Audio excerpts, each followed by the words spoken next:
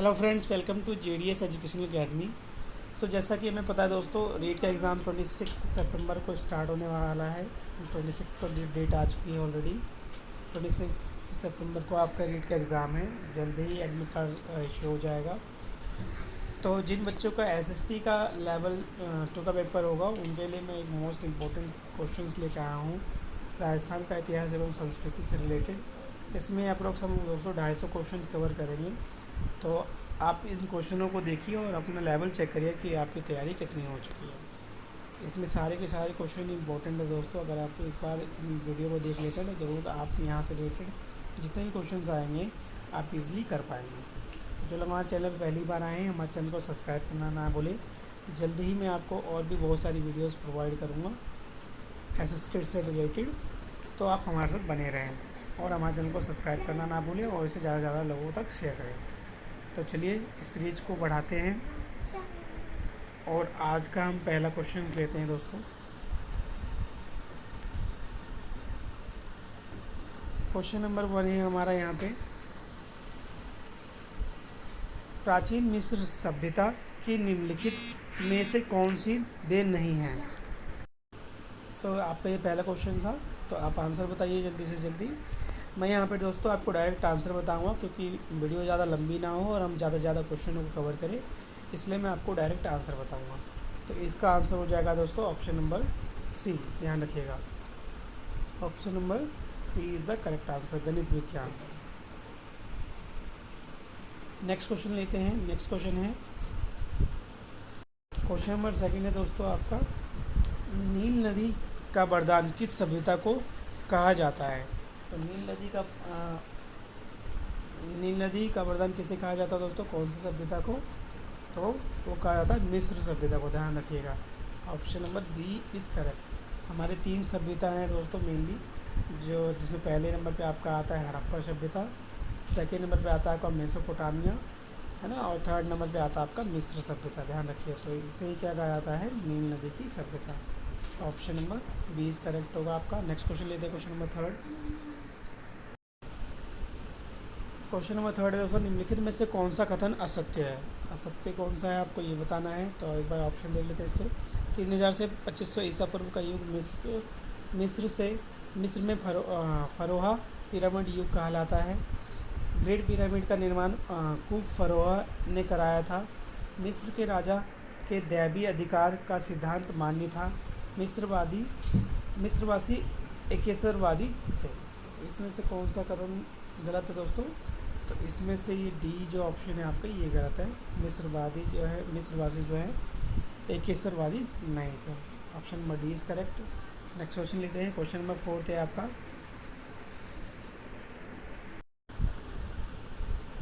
Question number 4 है आपका, Sumerian के लोग धार्मिक प्रवृत्ति के थे। वे समन व सिम, सूर्य एवं चंद्रमा की उपासना करते थे। बड़े बड़े देवालयों का निर्माण करते थे।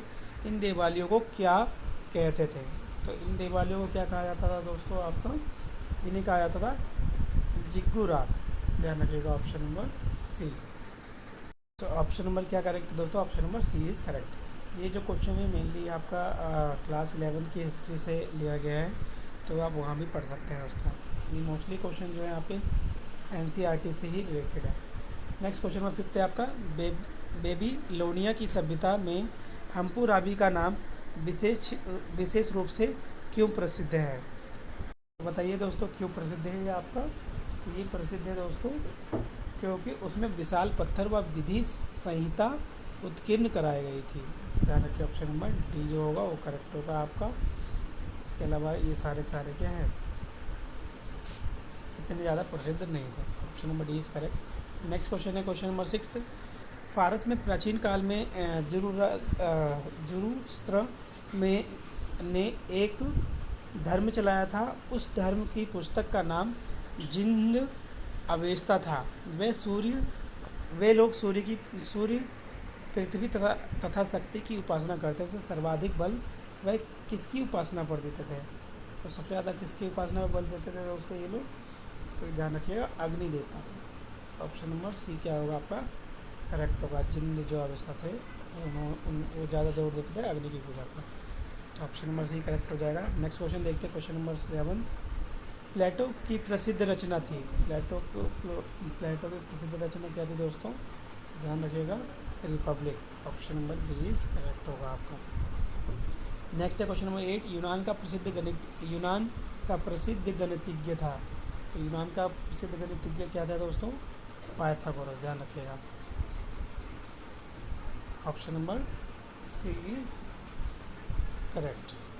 क्वेश्चन नंबर 9 थे दोस्तों आपका, रोम ने निम्नलिखित में से किस क्षेत्र में मौलिक का योगदान नहीं दिया है, तो किस क्षेत्र में मौलिक का योगदान नहीं दिया दोस्तों, आपका ऑप्शन है ए शासन संविधान व कानून, दूसरा है आपका प्रजातंत्रीय कानून, सी है आपका नागरिक व्यवस्था, और डी है आपका दोस्तों दर्शन। इसमें ज़्यादा योगदान नहीं दिया इन्होंने, तो ध्यान रखिएगा दर्शन है। Option number D is correct. Question number 10 है दोस्तों आपको, प्राचीन काल में चीन के लोग किसे सर्वशक्तिमान मानते थे, तो किसे सर्वशक्तिमान मानते थे दोस्तों, ये लोग ध्यान रखिएगा आकाश को, ठीक है, चीन के लोग जो थे आकाश को सबसे ज़्यादा सर्वशक्तिमान मानते थे। क्वेश्चन नंबर 11 है, चीन के लोगों ने किस कला का सर्वाधिक विकास किया है, तो सबसे ज़्यादा विकास किस चीज़ का किया है दोस्तों इन्होंने, तो ध्यान रखिएगा चित्रकला का। Option number C is correct. Question number 12 है दोस्तों आपका, सिंधु घाटी की सभ्यता तथा वैदिक सभ्यता के संदर्भ में कौन सा कथन सही है, आपको बताना कौन सी कथा जो कथन है वो सही है, तो इसमें से करेक्ट हो जाएगा दोस्तों आपका ऑप्शन नंबर डी, सिंधु सभ्यता व वैदिक सभ्यता में प्रकृति की उपासना की जाती थी, ध्यान रखिएगा।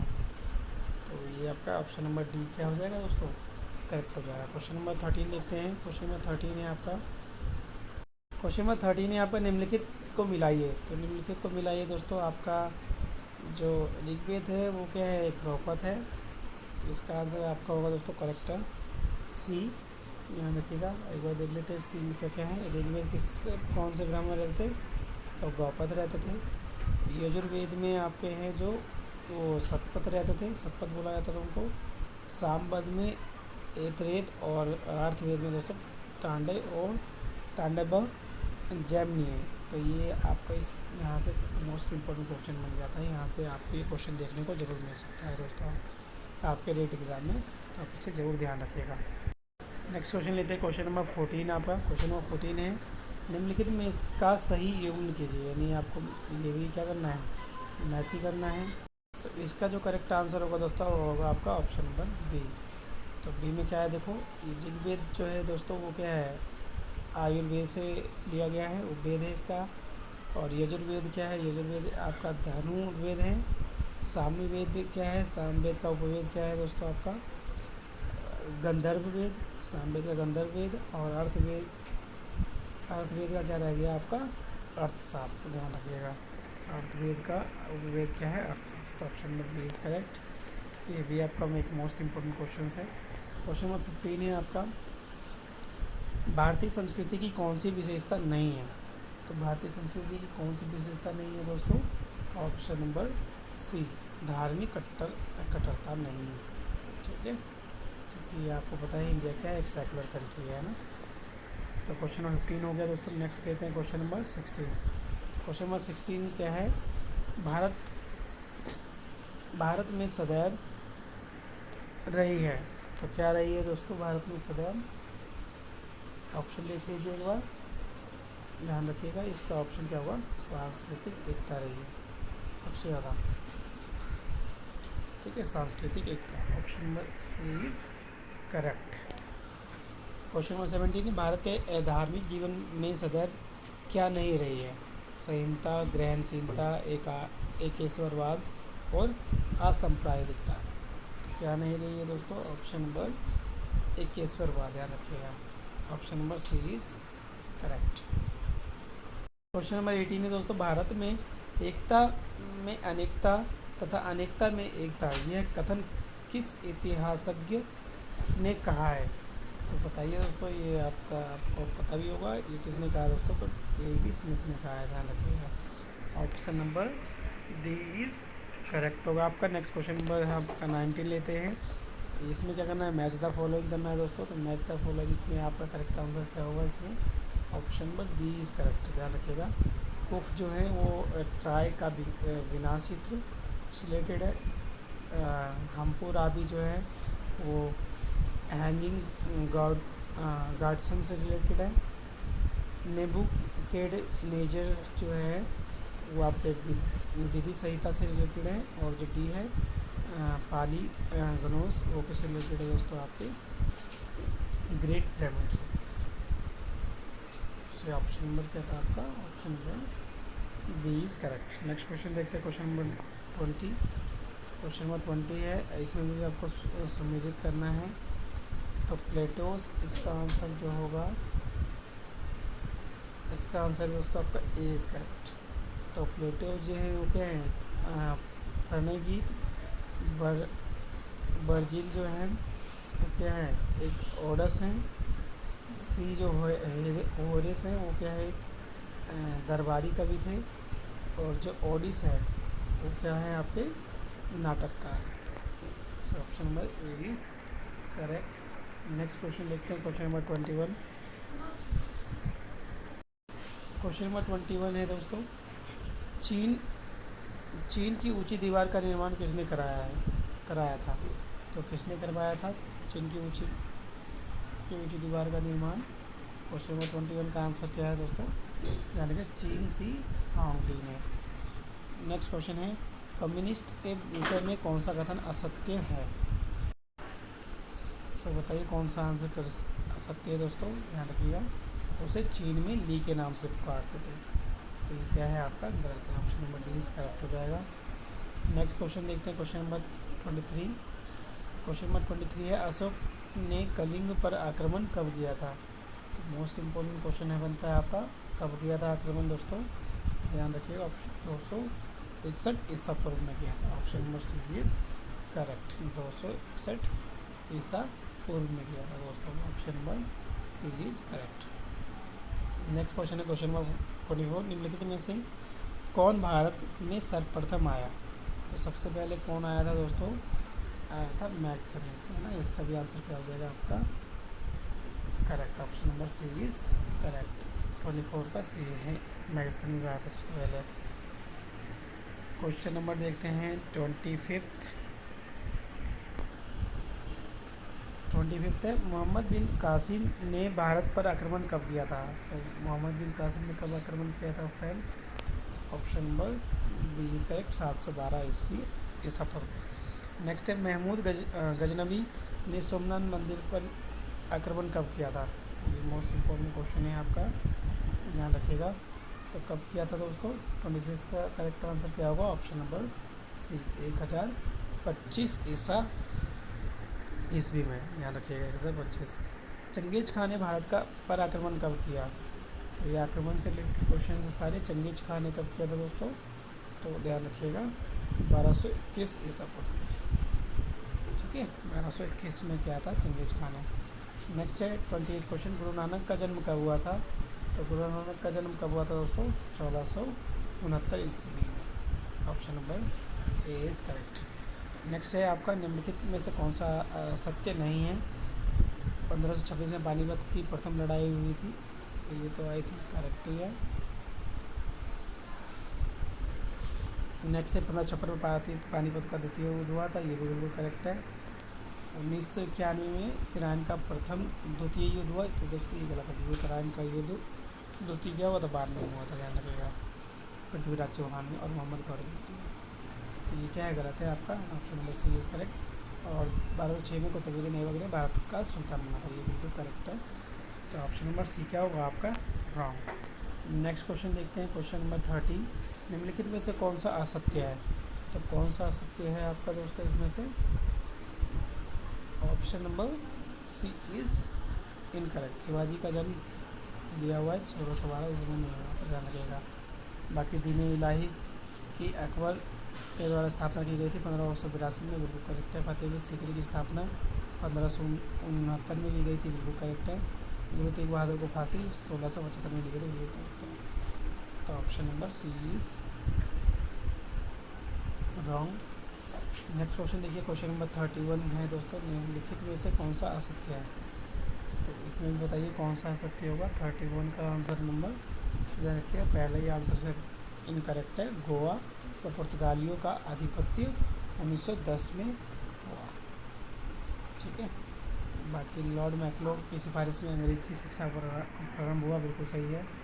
1835 रणजीत सिंह की मृत्यु 1839 में ही। भारत में प्रथम रेल चले 1853 में, बिल्कुल करेक्ट है। नेक्स्ट क्वेश्चन है क्वेश्चन नंबर 32।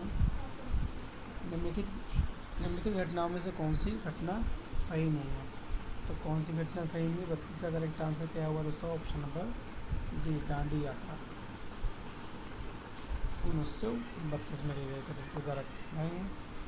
नेक्स्ट है क्वेश्चन नंबर 33। निम्नलिखित में से कौन सी घटना सही है। तो इसमें से कौन सी घटना सही है दोस्तों, option number C is correct. आप ऑप्शन पढ़ लीजिएगा एक बार। प्रांतीय स्वायत्ता का श्री गणेश 1937 में हुआ, ये क्या है, बिल्कुल गलत है। Option number C is correct हो जाएगा इसका। क्वेश्चन नंबर 34 देखते हैं दोस्तों। क्वेश्चन नंबर 34 है, महात्मा बुद्ध द्वारा प्रथम धार्मिक उपदेश दिया गया था। तो कहाँ दिया गया था। 34 का करेक्ट आंसर हो जाएगा ऑप्शन नंबर डी, सारनाथ में। क्वेश्चन नंबर 35 में निम्नलिखित में से कौन सा कथन असत्य है। तो कौन सा कथन असत्य है, 35 का करेक्ट आंसर बताइए। तो इसका जो आंसर होगा ऑप्शन, तो पहला ऑप्शन है आपका, चतुर्थ बौद्ध संगति कनिष्ठ के काल में हुआ है, बिल्कुल करेक्ट है दोस्तों आपका। ऑप्शन नंबर बी है आपका, महायान शाखा के बौद्ध मूर्ति पूजा करते थे, बिल्कुल सही है। डी है आपका दोस्तों, बौद्ध मठ व विहार कालांतर में भ्रष्ट आचरण के केंद्र बन गए थे, बिल्कुल सही है, बिल्कुल। ऑप्शन नंबर डी है आपका, भारत पर मुस्लिम आक्रमण बौद्ध धर्म के पतन के कारण हुआ है। ठीक है, तो बिल्कुल ये आपका ऑप्शन नंबर डी क्या होगा, करेक्ट हो जाएगा, ये सत्य है आपका। नेक्स्ट है क्वेश्चन नंबर 36। नेहरू रिपोर्ट कब प्रस्तुत की गई थी। तो नेहरू रिपोर्ट कब प्रस्तुत की गई थी दोस्तों, ध्यान रखिएगा 1928 में। Option number A is correct. 37 है, भारतीय राष्ट्रीय कांग्रेस ने पूर्ण स्वराज प्राप्ति का लक्ष्य कब बनाया था। तो कब बनाया था दोस्तों, 1929 में, ध्यान रखिएगा, नेहरू रिपोर्ट के अगले साल ही। ठीक है, नेक्स्ट क्वेश्चन है, राजस्थान में राजकीय महाविद्यालय अजमेर के छात्रों ने कांग्रेस कमेटी का गठन किया था। ये कमेटी कब बनी है।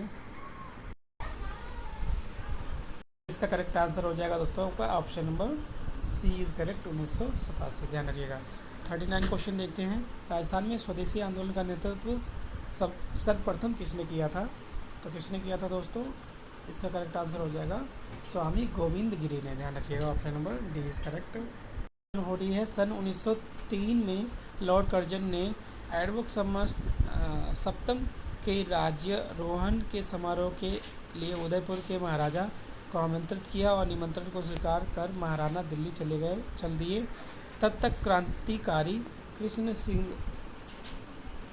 सिंह बराहट ने चेतावनी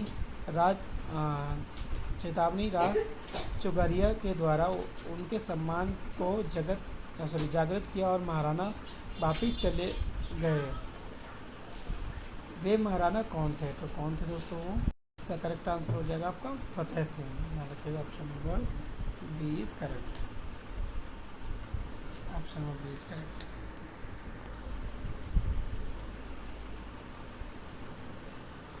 नेक्स्ट क्वेश्चन है क्वेश्चन नंबर 41। भारत में संगठित कृषक आंदोलन सर्वप्रथम कहाँ प्रारंभ हुआ। तो कहाँ प्रारंभ हुआ था दोस्तों, option number D is correct, Sirohi में, ध्यान रखिएगा, सॉरी बिजौलिया में, option number D is correct. यहीं पे आपका सबसे पहले कृषक आंदोलन चलाया गया था बिजौलिया में, option number D is correct. Question number next है क्वेश्चन नंबर 42। प्रथम संगठित कृषि आंदोलन का प्रेरणाता कौन था। तो कौन प्रेरणा देने वाला था, ध्यान रखिए, अशोक परमार। क्वेश्चन नंबर 43 है, सन 1922 से 35 के मध्य में भील आंदोलन में कौन सक्रिय नहीं था। तो ये मोतीलाल भी थे दोस्तों, बेगी लाल पांडे भी थे, हरदेव सिंह भी थे, करनाल भीर नहीं थे। Option number C is correct हो जाएगा आपका। क्वेश्चन नंबर 44 है, निम्नलिखित में से कौन भील आंदोलन से संबंधित नहीं है? तो इसमें से दोस्तों मोहनलाल भी थे, माणिक्य वर्मा भी थे, बलवंत सिंह मेहता भी थे, मामा बलेश्वर दयाल नहीं थे। ध्यान रखिएगा, option number C is correct. Question 45 है, बप्पा रावल ने चित्तौड़ में मेवाड़ राज्य की स्थापना कब करी थी? तो कब करी थी दोस्तों? तो करी थी दोस्तों 1728 ईस्वी में। ध्यान रखिएगा, option number C is correct हो जाएगा। नेक्स्ट है क्वेश्चन नंबर 46, अजमेर की स्थापना किसने की थी? तो अजमेर की स्थापना किसने करी थी दोस्तों? ये तो बहुत ईजी क्वेश्चन है, option number B is correct, Ajayraj ने। ध्यान रखिएगा, option number B is correct. Question number 47, निम्नलिखित को सम्मिलित कीजिए। क्वेश्चन नंबर 47, निम्नलिखित को सम्मिलित करना है आपको। तो देखते हैं इसका आंसर क्या है दोस्तों। इसका आंसर हो जाएगा 47 का 47 का करेक्ट आंसर हो जाएगा आपका option number C is correct. Option number हो जाएगा आपका C is correct, second, third, 1, 4। ध्यान रखिएगा। नेक्स्ट है आपका हल्दी घाटी का युद्ध कब हुआ? तो हल्दी घाटी का युद्ध कब हुआ था दोस्तों? Option number B is correct, 1576 में हुआ था। ध्यान रखिएगा। 48 का question number B is correct. Question 49 है, संयुक्त राजस्थान की स्थापना कब हुई थी? तो कब हुई थी दोस्तों संयुक्त राजस्थान की स्थापना? Option number C is correct, 18 अप्रैल 1948 को हुई थी। ध्यान रखिएगा। नेक्स्ट क्वेश्चन है क्वेश्चन नंबर 50, राजस्थान के एकीकरण की प्रक्रिया में भरतपुर, अलवर, धौलपुर व करौलिया राज्य को 17 मार्च 1948 को सम्मिलित करके मत्स्य संघ बनाकर प्रारंभ हुई थी। इसमें इस प्रारंभिक संघ की राजधानी क्या थी? तो बताना दोस्तों, मोस्ट इम्पोर्टेंट क्वेश्चन है आपका। तो इसकी जो प्रारंभिक राजधानी थी वो थी अलवर। सो यहाँ पे दोस्तों हमने राजस्थान के इतिहास एवं संस्कृति से रिलेटेड 50 क्वेश्चन कवर किए हैं। टोटल मैं आपको 250 क्वेश्चन करवाऊँगा, 250 प्लस क्वेश्चन करवाऊँगा दोस्तों। तो इस वीडियो में आपको मैं इस 50 क्वेश्चन तक ही रहने देता हूँ, नहीं तो वीडियो आपकी लंबी हो जाएगी और आप बोर हो जाएंगे। तो पहले आप 50 क्वेश्चन कवर करिए, मैं जल्दी ही आपको नेक्स्ट 50 क्वेश्चन प्रोवाइड कर दूँगा। सो प्लीज़ से ज़्यादा से ज़्यादा लोगों तक शेयर करिए और हमारे चैनल को सब्सक्राइब करना ना भूलें दोस्तों, जो लोग हमारे चैनल पर पहली बार आए हैं। धन्यवाद। All the best for your great examinations. Thank you so much.